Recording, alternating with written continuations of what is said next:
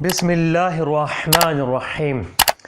ناظرین حضرات، آپ حضرات کی خدمت میں ایک دلچسپ اور حیرت انگیز واقعہ زیارت عاشوراء لے کر آپ کی خدمت میں حاضر ہوئے ہیں، لیکن اگر آپ نے ابھی تک ہمارا چینل سبسکرائب نہیں کیا ہے تو ضرور کریں تاکہ آنے والی ویڈیو ضرور دیکھ سکیں۔ یہ واقعہ ہے ان افراد اور ان خواتین کے لیے جو بے اولاد ہیں۔ آئیے چلتے ہیں واقعے کی طرف۔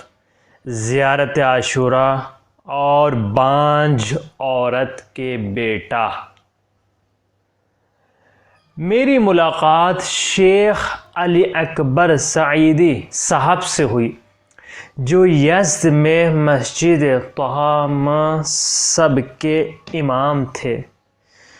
جب میں زیارت عاشوراء کی شرح کے حصول کے لیے یزد گیا اور جو مرحوم شیخ وزیری کی لائبریری میں تھی، شیخ علی اکبر سعیدی بہت اچھے اور باوقار شخصیت کے مالک تھے اور وہ اپنے ہاتھ کی بنائی ہوئی چیزوں ہینڈی کرافٹس پر گزر بسر کرتے تھے۔ شیخ نے مجھے بتایا کہ الحاج مرحوم ابو القاسم نے ایک زرتشت جو آگ کی پرستش کرتے ہیں، لڑکی کے اسلام قبول کرنے کے بعد اس سے شادی کی، لیکن اس کے یہاں کوئی اولاد نہ ہوئی۔ 20 سال کے بعد انہوں نے اس لڑکی کو زیارت عاشوراء کی تعلیم دی۔ اس نے 40 دن تک زیارت عاشوراء کو پڑھا، جس میں 100 بار لعنت، 100 بار سلام اور زیارت عاشوراء کے بعد دعائے علقمہ بھی پڑھی۔ اللہ نے اس پر احسان کیا اور اسے ایک بیٹے سے نوازا، اور وہ لڑکا بڑا ہوا اور شادی کی اور ساری زندگی یزد میں ہی گزاری۔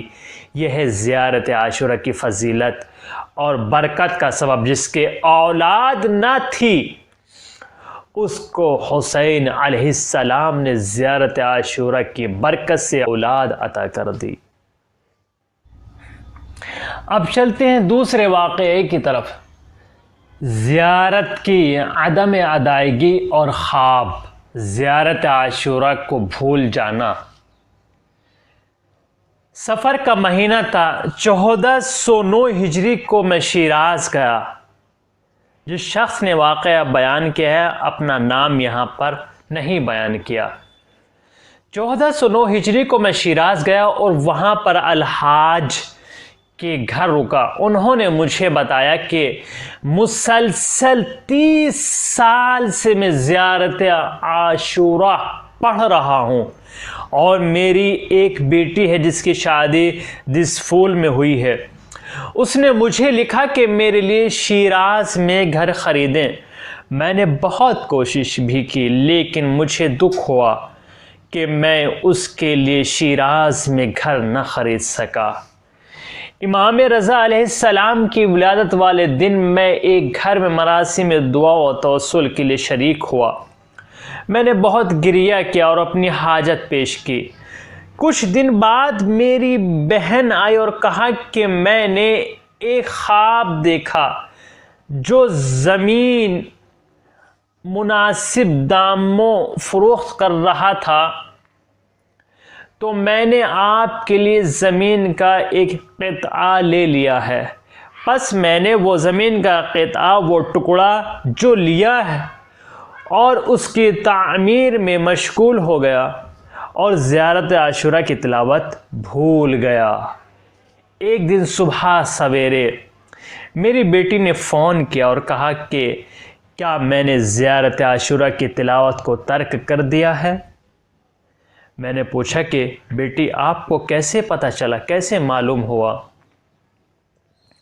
بیٹی نے کہا میں نے عالم خواب میں امام حسین علیہ السلام کو صحن میں حرم میں نہایت جلیل القدر حالت میں دیکھا، جو میں بیان نہیں کر سکتی، اور ان کے ارد گرد چاروں طرف جاہو حشم والے بہت سے اشخاص تھے۔ میں نے پوچھا یہ کون ہیں؟ تو بتایا کہ یہ امام حسین علیہ السلام کے محب ہیں، ان کے چاہنے والے ہیں۔ میں ان کے درمیان آپ کو تلاش کرتی رہی، میرے بابا بھی یہیں ہوں گے، لیکن آپ کو نہ پایا۔ تو میں نے پوچھا کہ میرے والد امام حسین علیہ السلام کو بہت زیادہ چاہتے ہیں، اور وہ زیارت عاشوراء کی تلاوت بھی متواتر کرتے ہیں، مسلسل زیارت عاشوراء کی تلاوت بھی کرتے ہیں، لیکن وہ آپ لوگوں کے درمیان کیوں نہیں؟ تو انہوں نے کہا کچھ دنوں سے اس کا ہمارے ساتھ رابطہ منقطع ہے، رابطہ ٹوٹ گیا ہے، وہ زیارت عاشوراء کی تلاوت نہیں کر رہے ہیں، لیکن وہ جلدی ہی واپس آ جائیں گے۔ تو آپ حضرات نے اس واقعے کو سنا جو علماء نے نقل کیا، بیان کیا، کتنی منزلت، کتنی فضیلت والا واقعہ ہے۔ اگر ہم زیارت عاشوراء کو ترک بھی کر دیتے ہیں تو ہمارا امام اس سے آگاہ ہے۔ زیارت عاشوراء کی مسلسل تلاوت کیا کریں اور دوسروں کو بھی تاکید کریں، اور جہاں تک ممکن ہو سکے اس کو شیئر کرنا نہ بھولیں۔ اور آپ حضرات سے گزارش ہے 1 مرتبہ سورہ الحمد اور 3 مرتبہ سورہ اخلاص کی تلاوت فرما کر میری اہلیہ عالمہ مرحومہ بطول فاطمہ بنت مولانا اقبال حیدر حیدری کی روح کو ایصال فرمائیں۔